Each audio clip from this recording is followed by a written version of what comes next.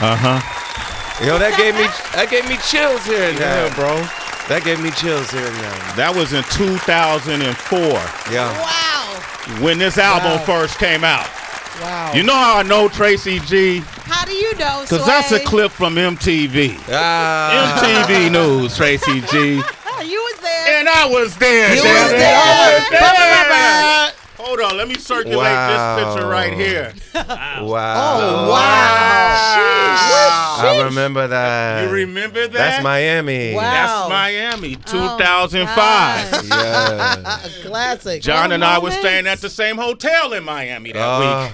I remember that. Yes, that's that was dope. awesome. That's And I wanted to find that clip because I thought it was so appropriate for why we're celebrating today. Tracy G, can you do the honors? Oh my gosh, of course I can. I mean, we speak so highly about this man behind his back. Oh. So I might as well. Yeah, we talk about you a lot. Yeah, we were just talking about how he is one of our most beloved luminaries. Oh, thank you. A complete artist. When you think about how exceptional he is when it comes to songwriting, when it comes to production, when it comes specifically to instrumentation, the presence, the ability to bridge artistry with activism, to have big impact, but that's also connected to pure intention. And to be someone who is one of the few in possession of the treasured, almost mythical EGOT status. Yeah. He has a song for every milestone a human could experience in a lifetime. And I mean, listen, the name says it all. Here to celebrate the 20th anniversary of his classic debut album, Get Lifted, is John. That man is standing ovation. Absolutely. 20 years, bro. Yo. Yo, let that sink in, man. Let that sink in. John Legend. You know, I came in here, and you know I love all of y'all, and I love being with all of y'all, but I did not truly expect to feel the amount of love I'm getting right now. This is like extra special, and I am truly appreciative. Thank you so much. Absolutely. Thank you. Well deserved. You're so deserving. Thank you. I was thinking about you the other day, and you're extra special. Thank you. You know, I've seen the rise, and I've seen the rise of many, right? And I recall the first time you sang on a rooftop, I believe, or something like that for me. You know, and I was looking at something about Muhammad Ali and some of the things, we knew him as a boxer, right? But some of the things he stood for outside of his skill set that didn't interfere with his skill set in terms of what he can accomplish as a human being. Yeah. But it's definitely what made him great, right? And I was thinking about you as an artist and the way you put yourself out there for what you believe in outside of the studio, you know, and utilizing the studio to do such things. And I thought about you from the young man I met who used to perform at talent shows in Harlem, right? You know, he used to come up there, perform at Jimmy's Uptown. Cafe. And you didn't know, I bring this up all the time because if I don't, nobody will. Right. That night you were performing at was curated by Kelly Kincaid and myself. And that's when before the name. I remember Kelly, You remember that, right? Yep. To see where how far you come, man, I'm extremely elated and happy for you. Thank you. And I'm happy for this milestone that you've achieved. 20th anniversary of Get Lifted. And I think about you, man. When you listen to that clip, do you feel like you accomplished what you set your mind off to do at the young John Legend? That gave me chills, man. Hearing that and just thinking about what I aspired to do and what I've been blessed to do since then. I feel so grateful. I feel so grateful for the career I've been able to have. And it just inspires me to just keep going and keep trying to make classics, make music that I can be proud of and that will stand the test of time. And I'm just gonna keep going. This just gives me extra motivation. Good, man. I like that, man. When did you know for yourself personally? When did you decide? You know what? I got it. I believe in me. I loved music from a young age. Okay. I grew up in the church, and I grew up singing and playing in the church. And so I would have opportunities to sing in front of people and play in front of people all the time. And I loved it. I loved it from a young age. And so when I would watch the Grammys, when I would watch Star Search or whatever it was, the Apollo, whatever it was, I would see myself doing it, and I would see myself being in that position, but I didn't know how to do it. I was growing up in a small city, Springfield, Ohio, and I didn't have access to the industry. I was just making music, in my community. But when I was 15 years old, another moment that gave me chills was when my dad showed me this essay that I wrote when I was 15. And it's from McDonald's, and it was a Black History Month competition, and all they asked was, how you plan to make Black history? And I said, I'm going to become a famous recording artist, and I'm going to use that success to help my people and to give back to my community and fight for the advancement of Black people in this country. And I said that when I was 15. When you were 15. So over 30 years ago, I said that. And so when I'm doing what I'm doing now, it's something I envisioned for myself when I was 15. Wow. Yeah. I love that, man. John Legend is here, man. Power of the tongue. The 20th anniversary debut album, Get Lifted, deluxe version is available now. HB. John, we saw you last in the Bay Area. Napa. Yeah, Napa. Yes. And Sway and I were on the side of the stage, and there was this moment, because you said it's something you envisioned, but there was this moment when the stage went completely dark. There was like this dark over the crowd. But the piano was lit, and the whole audience was just singing along. And I thought to myself, he must be thinking, God, how blessed am I to be living in this dream? It's like a wave went over everybody. And I was wondering, do you feel that sometimes? Because we felt it sitting on the side of the stage. Well, especially in those moments. So when I do Ordinary People by myself on the piano, when I do All of Me by myself on the piano. Yes, that's what it was. And I hear the whole crowd singing the chorus with me. It's beautiful. It's special. And there's nothing in the rest of the show that feels exactly like that. Because when you feel that rush of everybody's energy joining with you and singing as a choir together, and that festival was special because it was us, and a lot of us. It was a lot of us, and just hearing us singing together as a choir in that space, it was incredible. I loved it. It really was. Beautiful. When I think about that essay you wrote when you were 15, and I think about your name, it reminds me, a conversation we often have in the studio is just how to be mindful of the words you say, how you cover yourself with your own words, because it's an energetic transaction, with the universe, with your creator. And Jay Ivy, who is a great friend of yours and a great friend of ours too. We know the story that Jay Ivy would dub you John Legend. Yes. And at first, you weren't sure, even though you took on that moniker, you weren't sure if you wanted a stage name. Yeah. Can you speak about why you kind of had that hesitation, but also in hindsight, for artists who are maybe on the fence between choosing a chosen name or going with their government name, what advice would you give? Well, I started out as John Stevens. That's who I was born and raised as. My first credit on an album was The Miseducation of Lauryn Hill. I played piano, and I was credited as John R. Stevens on Everything is Everything, track 13 on The Miseducation of Lauryn Hill. That's right. You better say that.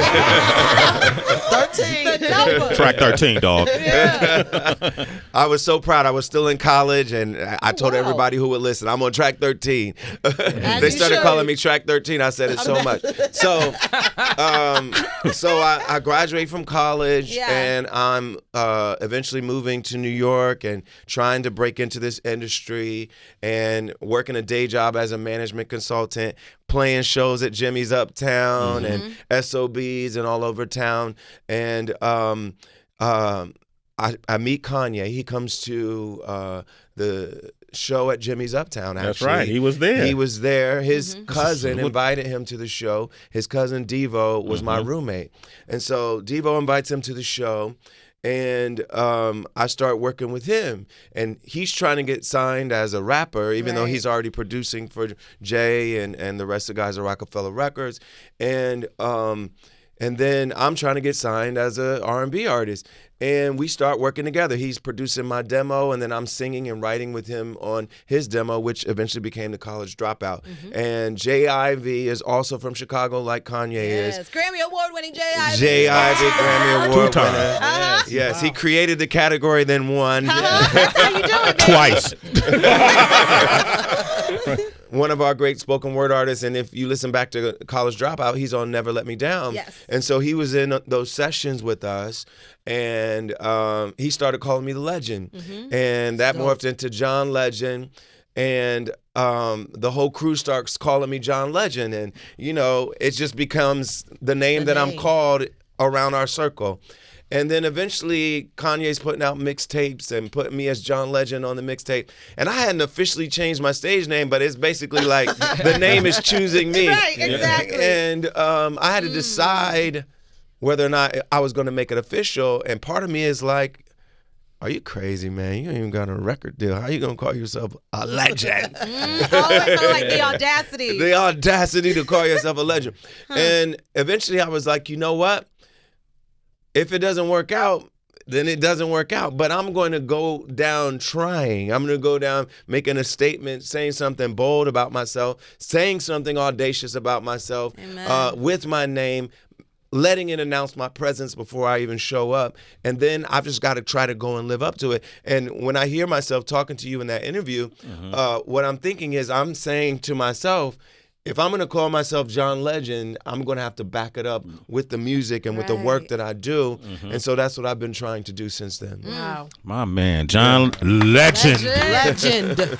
Just to be straight. Mike Muse, jump in there, man. Good to see you, John. Good to see you. When I think about you, I think about Joe's Pub. That's when I Yes. first had a chance to meet you, as you performing at Yeah. Joe's Pub, and I knew you were going to be special then. Yes, and those early Forrest. Yeah, of course. He was a promoter for that. Yeah, he Yes. did that. But I have a question about, I mean, we can talk about your artistry all day, but I've always been impressed with your activism and social justice work. And to give you the credit, you were doing it before it was cool and it was trendy and it became as popular. How did you reconcile your position of wanting to use your voice for good in that time period when people were curious about their brand and how it would impact them economically? Well, I didn't think of it as something new or something, visionary to do. I looked at it as part of the legacy that we're all part of. Our ancestors did this for us. That's and I've over the years become friends with people like Stevie Wonder and Harry Belafonte and Quincy Jones and Aretha Franklin and I saw how they used their position. Right. They were huge stars, making huge records, winning Grammys, selling out venues, but they also were marching with Dr. King and That's right. Revolutionary. and using their money to support the movement.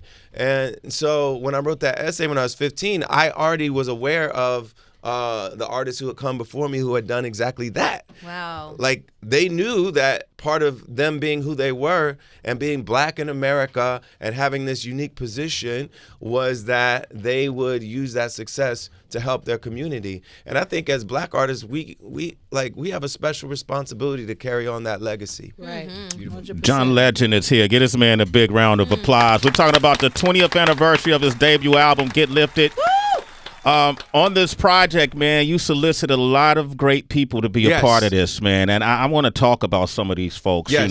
from Lauryn Hill, from Killer Mike, from Tim's. Yes. How did you go about, like, a lot of times people, they mess it up, John. You know what I mean? They do the deluxe, they add shit, and they mess it up, bro. Yes. So one, we didn't want to mess with the original song. So the original songs sound like they sounded. And so the first two LPs are just the original music as you fell in love with it from day one.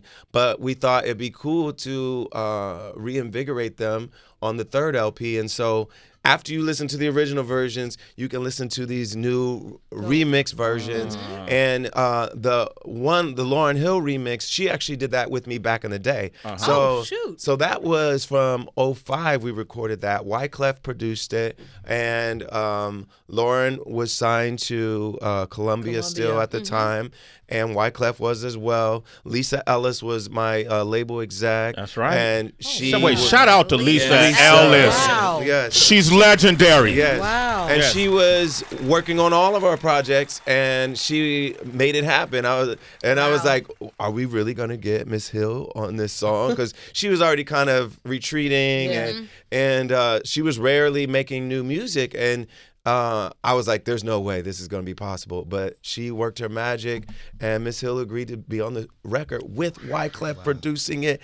And like, how crazy is that? As somebody that I was in college when the score came out. Yeah. I was in college and got to play on the Miseducation. Track 13, Track 13.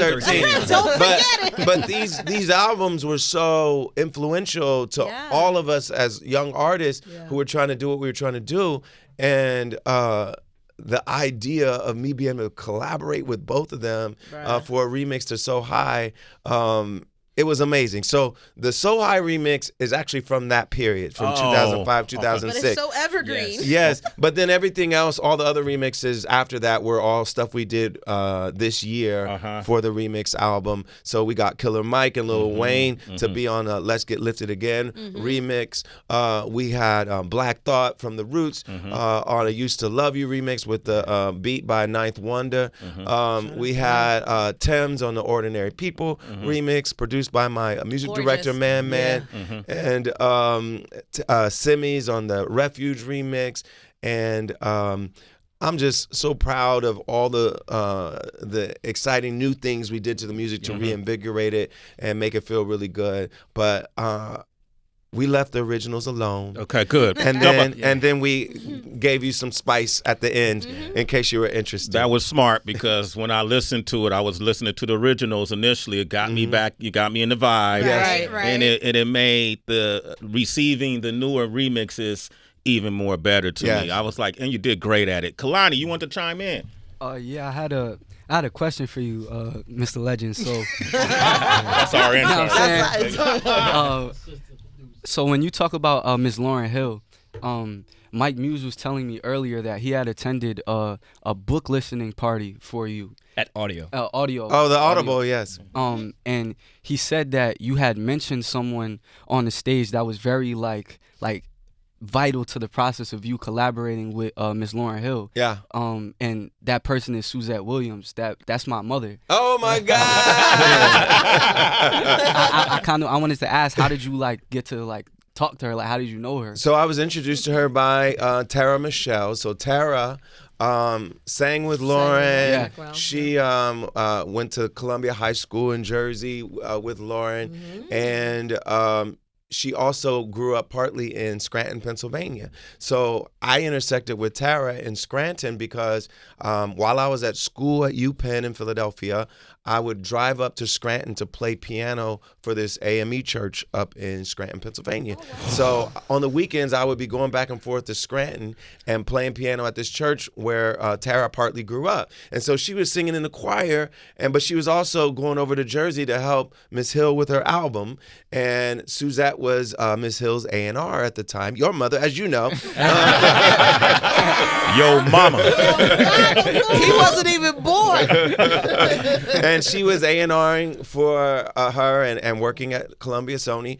And so when it was finally time for the album to almost come out, as A&Rs do, they start doing all the housekeeping to make sure everybody's credited and paid properly. And so the first time I spoke to your mother was her calling me up, asking how my name should be spelled for the album credits and how much I wanted to get paid.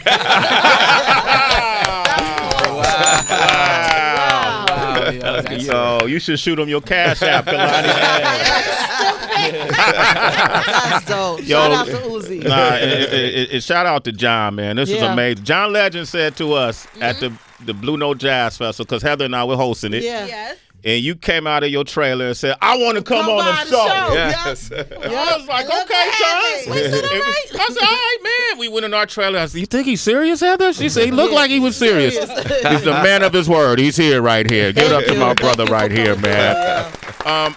The other thing I appreciate about you, because I have a daughter who's 26. She goes to Howard. She's in grad school. I just want to say that. All right. While What's you she in the studying? room. What's she studying? Finance, investment, banking, investment. Amazing. Yeah. Let's get this money. Well, she's trying to get to the future. She Yes. understands that we got to get into that infrastructure. Yes. Right? Absolutely. We got to start building our own infrastructure. But it's been a challenge for me over the years, trying to integrate my career with my child's life, because things that I say are things that happen to me. When she got into high school, I realized, damn it, I can't say these things because they impact her. How have you gone about it? You're always in the news, whether it's great or controversial. Same with Chrissy. How do y'all prep your kids for this? I mean, I know it's new, but what's your formula? Well, I don't know exactly how aware they are of news coverage of us yet. So I feel like when they're teenagers, they'll probably know more. They don't have their own devices. They're not. They have iPad at home, but they're not on social media. And we pretty strictly regulate their screen time and stuff like that. Nice. So they're not seeing the news about us yet. Okay. They know we're famous. They see us on the billboard. They go to my shows. They see us on TV sometimes. But I don't think they're seeing any kind of controversial coverage of us yet. But at some point, they will. And they'll be able to, Google us like anybody else can and see us on the news like anybody else can. And I think it's incumbent on us to try to live the kind of life that our kids can be proud of, so that when we're covered and it's controversial, it's because we're doing something that's right, that's controversial. And if we're standing up for something controversial, like women's rights to do what they need to do with their own bodies, our kids will be proud of us for doing that. I love it. John Legend, man. I'm going to go to these phone lines now. The music is out now. The 20th anniversary Get Lifted album is out now. We got LG from DC on the line. What up, LG? LG, what up? Good morning, good morning, good morning, Sway in the morning. Heather B, What Tracy up, baby? G, Lonnie Light, DB. Who else allowed? Mike Muse and Torch. Mike Muse. What up? And my boy Sway in the morning. Congratulations to you on your Callaway Day yesterday. But I called to talk to Mr. John Legend. All right. All right, then. Let's get out Thank you for the shout out, though. Where we calling from? I'm calling from Washington, D.C. This is my second call. I called months ago and let you know that I was a gunshot wound survivor, and I was homeless living out of my car, and y'all changed my life. That wake up every morning. I listen to it. I tag y'all every day. Oh, my I tag you every day. I just talked to Torch yesterday. I tagged Torch yesterday. All right. But LG, John's on the time limit. Go ahead. What's your question? Yeah, I promise. I'm sorry. I'm sorry. Okay, John, man. I just wanted to call you and let you know 20 years ago when you dropped that album, brother, you helped me out. When I used to have two legs, I was singing Ordinary People Everywhere. Get Lifted Everywhere. Yeah. I'm talking about so much so you helped me get a lot of trim, homie. Trim de la trim. You for that. Wow. With 3 legs or with 2 legs? Come on, Heather. Hey, look, I might got one leg too, but I might got one leg now, but I still got 2, Tracy G. Don't play with your Where this call? Remember, John's on the phone, bro. All right. I know. Go John, to DC and hold hands publicly all through the streets. I shouted out DC, and she don't have to know. Stay in DC. There you go. Hey, LG, you a citizen, brother. A Sway in the morning. Odie is on the line from North Carolina. Odie. What up, Odie? Hey, y'all. Good morning. This is Odie from Raleigh. I called in. I'm the one with the Ghanaian uncle who's in politics.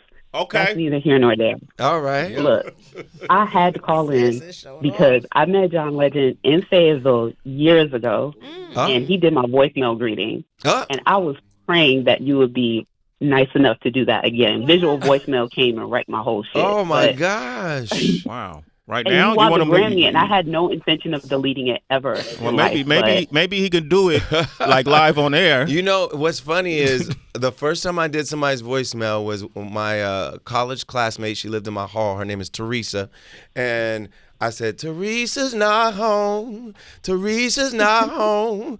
Leave your name and number. She'll call you back. And that was what I did. And I still remember that for some reason. And I could do a version with your name. What's your name again? It's Odaflay. You said, hey, you reached Odaflay. Get Lifted in the stores now. Leaving. Wait, hold up. Odie. Oh, that's a lot. That's a lot. Odie. Your name is Oda Flay? Odaflay Okwe, yes. She's Ghanaian, man. Yeah, Okay. Yeah. Oda Flay Okwe. Okay, go ahead. See what he can do. Go Yes, ahead. sir. Odie's not home. Odie's not home. Leave your name and number. She'll call you back. On Sway in the morning. On Sway in the morning.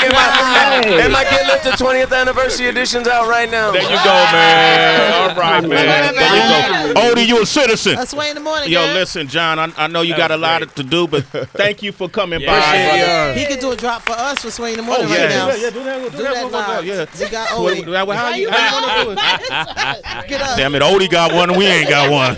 Shit. What you want me to say? Sway? It's John Legend. You DB? listen to Sway in the morning. It's John. Yeah, there you go. Hey, it's John Legend, and you're listening to Sway in the morning. Get up! Nah, Yeah. we want that I EGOT think- voice. we want- That was good. Okay, I got you. Okay. Sway want to Here we slow go. down. Here we go. Wake up, everybody. There's no sleeping in bed. Sway is on your radio. Listen to what he said. Get up, y'all. It's John Legend on Sway in the morning. So It's the good. bread. Man, John, I love you. You don't right, like that one? I got Success, another brother. one. God bless you. Let's keep doing more, brother. That was great. Thank you so much. Thank you. Thank you. That's John Legend, All right. man. Let's go into that Lauryn Hill joint. Yes. Shave 4 or 5.